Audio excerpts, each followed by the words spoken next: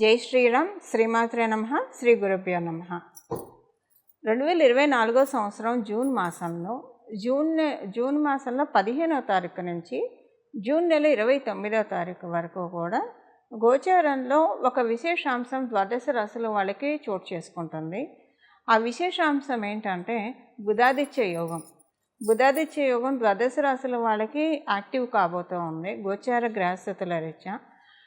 అసలు ఏంటి బుధాదిత్య యోగము, దీనివల్ల వచ్చే ఫలితాలు ఏంటి, ఇవన్నీ మనం చూద్దాము.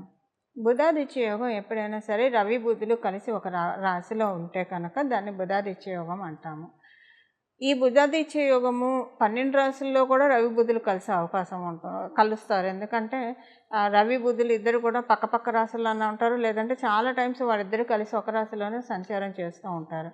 అంత మాత్రాన అందరికీ బుధాదిత్య యోగం అప్లికేబిలిటీ ఉండదు.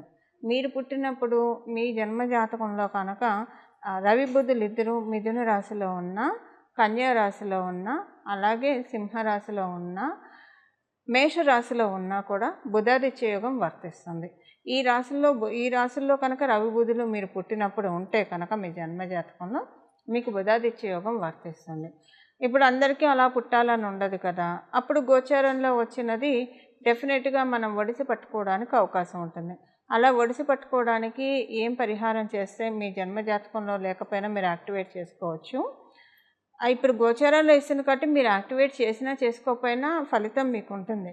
కాకపోతే ఫలితాన్ని మీరు 100% ఫలితాన్ని 80% తీసుకోగలుగుతారా, లేదంటే మీరు యాక్టివేట్ చేసుకోకపోయినా మీకు 40 to 50% వస్తుంది. సో తెలుసుకోవడం వల్ల మనం ఆ పరిహారం చేయడం వల్ల మ్యాక్సిమం దాన్ని మనం గ్రహించడానికి, ఆ యోగాను మనం కంప్లీట్గా అబ్జర్వ్ చేయడానికి అవకాశం ఉంటుంది. ఈ బుధాదిత్య యోగం ఇప్పుడు మనం ఈ రాశిలో ఉంటే బాగుంటుందని తెలుసుకున్నాం కదా. మీరు పుట్టినప్పుడు కనుక ఈ రాశిలో మీకు బుధాదిత్య యోగం ఉంటే ఇప్పుడు గోచారంలో వచ్చింది కాబట్టి ఇది నిజంగా ఇంకా చాలా ప్లస్ అవుతుంది. మీకు అందరికంటే కూడా ఎక్కువగా మీకు శుభ ఫలితాలు ఉంటాయి. అయితే ఇప్పుడు మనం కొంతమంది మనకి చెప్పే కంప్లైంట్, మనం తరచుగా వినే కంప్లైంట్ ఏంటంటే నాది యోగ జాతకం కాదు అని కొంతమంది బాధపడుతూ ఉంటారు, అనుకుంటూ ఉంటారు. వాళ్ళ జాతకాన్ని వాళ్ళు నిందించుకుంటూ ఉంటారు. అయితే యోగాలు అనేవి మనకి గోచరంలో గ్రహదేవతలు కలిగిస్తూ ఉంటారు. మనం పుట్టినప్పుడు గోచర గ్రహదేవతలు కావచ్చు, మన జన్మ గ్రహస్థితుల్లో యోగాలు ఉంటే అవన్నీ యాక్టివేట్ అవుతాయి. ఒక్కొక్కసారి మనకున్న యోగాలు నిద్రాణంగా కూడా ఉంటాయి, వాటిని యాక్టివేట్ చేసుకుంటేనే యాక్టివేట్ అవుతాయి. ఒక్కోసారి అవయోగాలు కూడా నిద్రాణంగా ఉంటాయి. అవయోగాలు నిద్రాణంగా ఉంటే మంచిదే, వాటిని యాక్టివేట్ చేసుకోకపోతే మనకంటే ఈ జన్మలో అవయోగం ఉన్నా కూడా పూర్తిగా అనుభవించకుండా మనల్ని తేలిగ్గా గట్టెక్కిస్తాడు పరమాత్ముడు. సో అవయోగం నిద్రాణంగా ఉంటే అక్కడ అర్థం ఏంటంటే ఇంకా భగవద్ ఉపాసన, భగవద్ ఆరాధన ఎక్కువగా చేసుకుంటే ఆ అవయోగం నుంచి తొందరగా మనల్ని అంటే వచ్చే జన్మలకి, ఉత్తర జన్మలకి వాటిని క్యారీ చేసుకోకుండా కాపాడబడతాం. ఒకసారి తెలియకుండా కూడా చాలామంది అవయోగాలను యాక్టివ్ చేసుకుంటూ ఉంటారు. అవయోగాలను ఎలా యాక్టివ్ చేసుకుంటారు అనే విషయం అసలు దీనికి సంబంధించి సపరేట్గా ఒక స్పెషల్ వీడియో మళ్ళీ మనం మాట్లాడుకుందాం. బట్ ఇప్పుడు దీనికి సంబంధించి మనం మాట్లాడుకుందాం. యోగం ఇనాక్టివ్లో ఉంటే కష్టం కదా. యోగం ఇనాక్టివ్లో ఉంటే యోగాన్ని యాక్టివేట్ చేసుకోవాలి. ఇప్పుడు గోచారంలో నాది యోగ జాతకం కాదు అని బాధపడేవాళ్ళు, వాళ్ళ కోసమే గోచారంలో గ్రహస్థితులు మనకి ఇలాంటి చక్కటి అవకాశాన్ని కల్పిస్తూ ఉంటాయి అన్నమాట. ఈ యోగం వచ్చింది, ఇది చేసుకుంటే కనుక మీకు అది ఇంకా మొత్తంగా మీరు తీసుకోవడానికి అవకాశం ఉంటుంది. లేకపోయినా కూడా ఉంటుంది, అవి పరిహారం చేసుకుంటే ఇంకా ఎక్కువగా గ్రాప్ చేసుకోవడానికి అవకాశం ఉంటుంది. ఇప్పుడు చూడండి, మనకి లాటరీ ఉంటుంది. ఇప్పుడు లాటరీలను చాలామంది వేస్తూ ఉంటారు. అప్పుడు ఒక్కొక్కసారి లక్కీ డిప్లో కొంతమందికి వస్తూ ఉంటుంది. అంటే వాళ్ళకి యోగం స్టార్ట్ అయ్యి యాక్టివేట్ అయితేనే అలాంటివి వస్తుంటాయి. అంటే ఇది ఓన్లీ దీనికనే చెప్పట్లా, ఉద్యోగంలో ప్రమోషన్ కావచ్చు, వాళ్ళు లక్కీ ఫెలో అని అనుకుంటారు. వ్యాపారస్తులను కావచ్చు, ఉద్యోగస్తులను కావచ్చు, ఎక్కువగా శ్రమ పడకుండా సంపాదించేస్తున్నారు. ఎక్కువగా శ్రమ పడకుండా సంపాదించే జాతకులు, గురుబలం ఉన్నవాళ్ళు, బుధాదిత్య యోగం ఉన్నవాళ్ళని నిస్సందేహంగా చెప్పచ్చు. ఉద్యోగ వ్యాపారంలో వాళ్ళు రాణిస్తున్నారు, ఎక్కువ శ్రమ పడకుండా అంటే డెఫినెట్గా వాళ్ళకి గురుబలం, రవి బుధ బలం అంటే బుధాదిత్య యోగం ఉంటేనే ఉంటుంది. దానికి ఏం పరిహారం చేసుకోవాలి? ఇప్పుడు మీ అందరికీ కూడా బుధాదిత్య యోగం యాక్టివేట్ అవ్వాలంటే ఇప్పుడు గోచారంలో ఉంది కాబట్టి అది యాక్టివేట్ అవ్వాలంటే ఇప్పుడు గోచారంలో మనకి వర్షం పడుతూనే ఉంటుంది. దాన్ని నిల్వ చేసుకునే వాళ్ళకి సంవత్సరం అంతా స్కేర్సిటీ లేకుండా చక్కగా వాటర్ సరిపోతుంది. నిల్వ చేసుకోలేని వాళ్ళకి అందరితో పాటు వర్షం పడుతుంది, కానీ నిల్వ చేసుకోలేరు కదా. సో అలానే ఇక్కడ సేమ్ అదే విషయం వర్తిస్తుంది. అలాగే ఇప్పుడు టీచరు ఒక క్లాసులో కావచ్చు, ఒక యూనివర్సిటీలో కావచ్చు, టీచర్ అందరికీ సమానంగా టీచ్ చేస్తుంది. కానీ యోగం బాగా ఉన్నవాళ్ళు ఎక్కువ పాయింట్స్ క్యాచప్ చేయగలుగుతారు. టీచర్ చెప్పిన దాంట్లో ఎక్కువ పాయింట్స్ వాళ్ళు ఎక్స్ట్రాక్ట్ చేయగలుగుతారు వాళ్ళ బ్రెయిన్ తోటి. కొంతమంది అసలు చెప్పింది కూడా క్యాచప్ చేయలేకపోతారు. కొంతమంది చెప్పినంత వరకే క్యాచప్ చేస్తారు. కొంతమంది ఎక్స్ట్రాక్ట్ చేసుకుంటారు, ఇంకా కొన్ని క్వశ్చన్స్ కూడా అడుగుతారు. సో ఇదంతా ఎవరికి జరుగుతుంది? జన్మజాతకంలో బాగా యోగం ఉన్న వాళ్ళకి. సో టీచర్ అందరికీ చెప్తుంది. అలాగే ప్రకృతి మనందరికీ యోగాన్ని ఇచ్చినా కూడా, అంటే గోచరంలో యోగాన్ని ఇస్తుంది. ఎవరికి ఎక్కువగా క్యాచప్ చేసుకోగలుగుతారు? వాళ్ళ జన్మజాతకంలో ఆల్రెడీ యోగంలో పుట్టిన వాళ్ళు ఎక్కువ క్యాచప్ చేసుకోగలుగుతారు ఈ గోచరంలో వచ్చిన యోగాన్ని కూడా. అలా కాకుండా అందరూ క్యాచప్ చేసుకునే విధంగా ఈ మనం ఇప్పుడు ఏం పరిహారం చేయాలో కూడా మనం ఒకసారి చూద్దాం. అసలు దీని ఫలితాలు ఎలా ఉంటాయి, ద్వాదశ రాశుల వాళ్ళకి విడివిడిగా మనం తెలుసుకుందాము. సింహరాశి వాళ్ళకి ఫైనాన్షియల్గా ప్యూర్గా సింహరాశిలో పుట్టిన వాళ్ళు కావచ్చు, సింహ లగ్నంలో పుట్టిన వాళ్ళకి ప్యూర్గా ఫైనాన్షియల్ బ్లెస్సింగ్స్ ఉన్నాయి. ఫైనాన్షియల్గా మిమ్మల్ని మీరు ఎక్స్పాండ్ చేసుకోవడానికి, కొత్తగా ఏం చేస్తే ఇంకా ఇన్కమ్ సోర్సెస్ పెరుగుతాయి, అలాంటి ఆలోచనలు వస్తాయి. ఇన్కమ్ సోర్సెస్ పెంచుకుంటారు. ఇన్కమ్ బాగా రూట్ అయ్యే విధంగా, సెక్యూర్డ్ ఇన్కమ్ ప్రతి నెల వచ్చే విధంగా ప్లాన్ చేసుకోవడానికి ఈ 5 నెలల్లో డెస్టినీ మీకు అవకాశం ఇస్తుంది. మీకు తెలియకుండానే ఆ దిశగా మీరు అడుగులు వేస్తారు. ఆ టైంలో మీకు తెలియదు, కానీ ఒక్కొక్కసారి మీకు తెలియచ్చు, తెలియకపోవచ్చు. తర్వాత రోజుల్లో మీకు తెలుస్తుంది. అప్పుడు ఆ పని చేయడం వల్ల ఇప్పుడు నాకు స్టాండర్డ్ ఇన్కమ్ రూట్ అవుతూ ఉందని చెప్పి అలాంటి వాటన్నిటికీ కూడా ఈ వారం మీకు అనుకూలంగా ఉంది. మీ జ్యేష్ఠ సోదరులు అంటే మీకు అక్కలు అన్నలు ఉంటే కనుక వాళ్ళందరికీ చాలా చక్కటి శుభ సమయము. వాళ్ళ బ్లెస్సింగ్స్ మీకు అందే శుభ సమయం. వాళ్ళ కుటుంబంలో ఏదైనా ఒక మంచి స్వీటెస్ట్ థింగ్ ఏదైనా జరుగుతుంది. వాళ్ళ పిల్లలకి పెళ్ళి కాకపోతే పెళ్ళి కుదిరిందని, ఇది మీ కజిన్స్ కావచ్చు, లేదా మీ బ్లడ్ రిలేషన్లో ఉన్న జ్యేష్ఠ సోదరులు కావచ్చు, అందరికీ కూడా ఈ విషయం వర్తిస్తుంది. మీ గోచరంలో ఉన్న బుధాదిత్య యోగం వల్ల వాళ్ళ కుటుంబంలో ఒక శుభకార్యానికి అంకురం జరుగుతుంది. అంటే డెఫినెట్గా చోటు చేసుకుంటుంది, జరుగుతుంది. అయితే మీ జ్యేష్ఠ సోదరులకి కావచ్చు, మీ కజిన్స్లో ఉన్న అక్కలు అన్నలకు జరిగితే మీకేంటి ప్లస్ అంటే, అలా మీరు ఆ న్యూస్ వినడం వల్ల మీకు బుధాదిత్య యోగం ఇంకా బలోపేతం అవుతుంది, మీకు ఇంకా బ్లెస్సింగ్స్ ఇస్తుంది. ఆ బ్లెస్సింగ్స్ ఏంటనేది సీక్రెట్ నేచరే మీకు తర్వాత ఫలితాల రూపంలో ఇస్తుంది. 1 by 1 ఇస్తుంది. ఇది సింహరాశి వాళ్ళకి బుధాదిత్య యోగం ప్రసాదించే శుభ ఫలితాలు.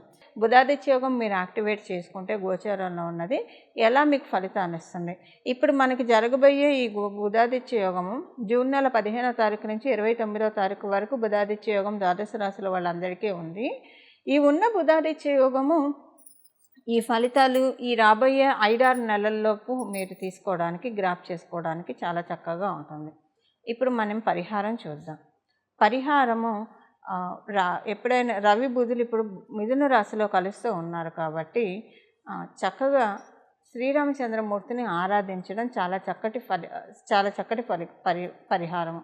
రవి బుధులు ఎప్పుడైనా సరే రవి బుధులు బుధాదిత్య యోగాన్ని ఎవరికైతే ప్రసాదిస్తూ ఉన్నారో వాళ్ళు ఎవరైనా సరే శ్రీరామచంద్రమూర్తి ఆరాధన చేయడం ప్రారంభిస్తారో, వాళ్ళు ఎవరైతే మాటకు ముందు జై శ్రీరామ్, మాట తర్వాత జై శ్రీరాము, పడుకున్నప్పుడు జై శ్రీరామ్, లేస్తూ జై శ్రీరామ్, తినే ముందు జై శ్రీరామ్, తిన్న తర్వాత జై శ్రీరామ్, ఎవరితోన్నా మాట్లాడాలన్నా ఖాళీగా ఉన్నప్పుడు కూడా జై శ్రీరామ్ అనుకోవడం, శ్రీరామచంద్రమూర్తి ఆరాధన చేస్తూ ఉంటే నెమ్మదిగా వాళ్ళ జాతకంలో ఉన్న అవయోగాలన్నీ కూడా అంతం చేసేస్తాడు. అంటే తొక్కి పట్టి ఆ పరమాత్ముడు మన జాతకంలో ఉన్న అవయోగాలన్నింటినీ కూడా మన కాళ్ళ కింద చెప్పు కింద తేలులాగా మనకి వాటిని చేసేసి వాటిని తొక్కుకుంటూ మనం పైకి వెళ్ళే విధంగా భగవంతుడు మనల్ని కటాక్షిస్తాడు. బుధాదిత్య యోగం అసలు మీకు గోచారంలో కాకపోయినా విడిగా కూడా మీ జన్మజాతకంలో ఉన్నా లేకపోయినా యాక్టివేట్ చేసుకోవడానికి ఈ రెమెడీ ఎప్పుడు పనిచేస్తుంది. అంటే ఇండైరెక్ట్గా యాక్టివేట్ చేసుకోవడానికి ఈ రెమెడీ ఎప్పుడు పనిచేస్తుంది. ఇప్పుడు గోచారంలో ఉంది కాబట్టి తప్పకుండా ఈ నెల రోజులు, ఇంకా గట్టిగా మాట్లాడితే ఈ 5 నెలలు ఎవరైతే శ్రీరామచంద్రమూర్తి ఆరాధన చేస్తారో, మీ ఇంటి దగ్గర శ్రీరామచంద్రమూర్తి ఆలయం ఉంటే ఆలయానికి వెళ్ళి ఎవరైతే ప్రదక్షిణం చేసి వస్తారో అక్కడ ఉన్న ఋత్వికులకి కొంత సంభావన ఇచ్చేసి దక్షిణ ఇచ్చేసి వస్తారు. ఆలయం లేకపోయినా సరే, అంటే రామాలయం లేని ఊరు ఉండదు, ప్రాంతము ఉండదు కాబట్టి ఒకవేళ ఏ పరిస్థితుల్లో అయినా ఉన్నా లేకపోయినా కూడా ఆలయ దర్శనం చేసుకుంటూ దాంతోపాటు శ్రీరామ రక్ష స్తోత్రాన్ని ప్రతిరోజు ఉదయాన్నే చదవండి. ప్రతిరోజు ఉదయాన్నే శ్రీరామ రక్ష స్తోత్రం చదువుతూ దానితో పాటు హనుమాన్ చాలీసా 3 సార్లు చదవాలి. 3 సార్లు హనుమాన్ చాలీసా చదవడం వల్ల శ్రీరామచంద్రమూర్తిని ఎప్పుడైనా హనుమంతుడితోటి కూడి ఆరాధించడం వల్ల ఏమవుతుందంటే, ఎప్పుడైనా సరే శ్రీరామచంద్రమూర్తిని ఆరాధిస్తూ ఉండడం వల్ల తెలియకుండానే కొన్ని చుట్టూ పరిస్థితులు ఏమన్నా ఇబ్బందికరంగా అవుతూ ఉన్నాయేమో అన్నట్లు కలిమాయ మనల్ని ప్రలోభపెడుతూ ఉంటుంది. అందుకే చాలామంది శ్రీరామచంద్రమూర్తిని ఆరాధించడానికి కొంతమంది భయపడతారు. అది అస్సలు చాలా అపోహ. శ్రీరామచంద్రమూర్తి మోక్షాన్ని, కైవల్యాన్ని ప్రసాదించే పరమాత్ముడు. ఆయన్ని పట్టుకొని సర్వస్వ శరణాగతి చేస్తే మన జీవితంలో సాధించలేనిదంటూ ఏముండదు. కాకపోతే ఈ కలిమాయ వల్ల, ఈ లౌకిక మాయ వల్ల భయపడుతూ ఉంటారు చాలామంది. అసలు చదువుకోగానే ప్రారంభించగానే ఏవో ఒక అవరోధాలు, ఇంట్లో ఏవో ఒక ప్రతికూలతలు చూసి అమ్మో ఈ పూజ వల్ల ఇలా అయిందేమో అన్న భ్రమలోకి, అపోహలోకి వెళ్ళిపోతారు. వాళ్ళు వెళ్ళేది ఆ భ్రమ అపోహలోకి కాదు, వాళ్ళకి తెలియకుండానే వాళ్ళు ఊబిలోకి కూరుకుపోతారు. ఊబిలోకి కూరుకుపోయిన వాళ్ళని పరమాత్ముడు కూడా కాపాడలేడని మనకు తెలుసు కదా. అలాంటి పరిస్థితుల్లోకి కలిపురుషుడు, కలిమాయ లాగేస్తుంది అనమాట. అందువల్ల అలాంటి ప్రలాభాలకు అస్సలు లోన్ అవ్వకండి. శ్రీరామచంద్రమూర్తి పలికే దైవం. అందుకే అలాంటి వాటికి మీరు లోన్ అవ్వకుండా ఉండడానికి ప్రొటెక్టింగ్గా శ్రీరామ రక్ష స్తోత్రం చదువుతూ వెంటనే హనుమాన్ చాలీసా 3 సార్లు చదవడం వల్ల ఇలా కలిమాయ ప్రలోభ పెట్టకుండా తోకతో ఆయన జాడించి కొడతాడు. మనకు వచ్చే ప్రతికూల పరిస్థితులన్నీ జాడించి కొట్టి మనల్ని చక్కగా మనం దేనికోసమైతే ఈ పరిహారం చేస్తున్నామో దాన్ని మనకి అందించడానికి, దాన్ని మనం చక్కగా ప్రొటెక్టివ్ వేలో మనకు వస్తుంది అని చెప్పడంలో ఏమాత్రం సందేహం లేదు. ఈ పరిహారం చేసుకోండి మీరంతా కూడా. ఈ పరిహారం చేసుకొని శ్రీరామచంద్రమూర్తి ఆశీస్సులతో పాటు ఎప్పుడైనా శ్రీరామచంద్రమూర్తిని హనుమంతుడితోటి సహితంగా పూజిస్తే కనుక మనకి చాలా బాగుంటుంది. చాలా ప్రొటెక్టివ్గా, సెక్యూర్డ్గా, చాలా కరేజ్గా మన పనులన్నీ మనం చేసుకుంటాం. చాలా చక్కని డ్రైవ్ తోటి మనం వెళ్తాము.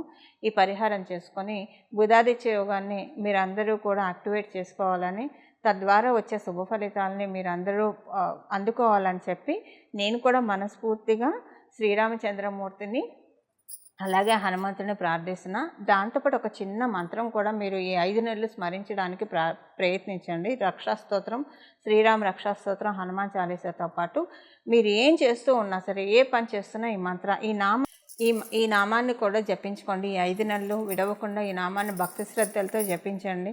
మీరు పొద్దున్న లేచిన దగ్గర నుంచి రాత్రి పడుకునే వరకు కూడా, రాత్రి పడుకునే వరకు మీరు ఏ అవస్థలో ఉన్నా సరే, అంటే ఎటువంటి కండిషన్లో ఉన్నా సరే, మీరు మనసులో అయితే ఈ నామాన్ని జపించుకోవచ్చు. మీరు ఆడవాళ్ళైతే ఋతుక్రమంలో ఉన్నా, లేదా అశౌచంలో ఉన్నా, ఎలాంటి జాతా శౌచంలో ఉన్నా, మృతా శౌచంలో ఉన్నా, ఎలాంటి పరిస్థితుల్లో ఉన్నా ఈ నామాన్ని జపించుకోవచ్చు. ఎందుకంటే ఒకవేళ మీరు ఋతుక్రమంలో ఉండి, లేదా అశౌచంలో ఉన్న, జాతా శౌచం, మృతా శౌచంలో ఉంటే రక్షాస్తోత్రాన్ని, హనుమాన్ చాలీసాని చదవచ్చా చదవకూడదు అని అది చదవచ్చు, అంటే చదవకూడదు యాక్చువల్గా. సో అలాంటి అనుమానం ఏమన్నా ఉన్నప్పుడు ఈ నామాన్ని చదవచ్చు. బట్ చదవగలిగిన రామరక్షా స్తోత్రాన్ని అలాగే హనుమాన్ చాలీసాని చదువుతూ ఇది కూడా చదువుకుంటే కనుక అద్భుతమైన ఫలితాలు ఉంటాయి. ఆ మంత్రాన్ని ఇప్పుడు మనం చూద్దాం. శ్రీరామ భక్తాయ హనుమతే నమః. శ్రీరామ భక్తాయ హనుమతే నమః. శ్రీరామ భక్తాయ హనుమతే నమః. ఈ నామాన్ని చక్కగా పగొడిసి పట్టుకొని చాలా చక్కటి అనుకూల ఫలితాలని మీరందరూ మీరందరూ అందుకోవాలని చెప్పి నేను కూడా మనస్ఫూర్తిగా శ్రీరామచంద్రమూర్తిని మరియు హనుమంతుడి చరణాలని ప్రార్థిస్తూ మంగళం. నమో భగవతే వాసుదేవాయ.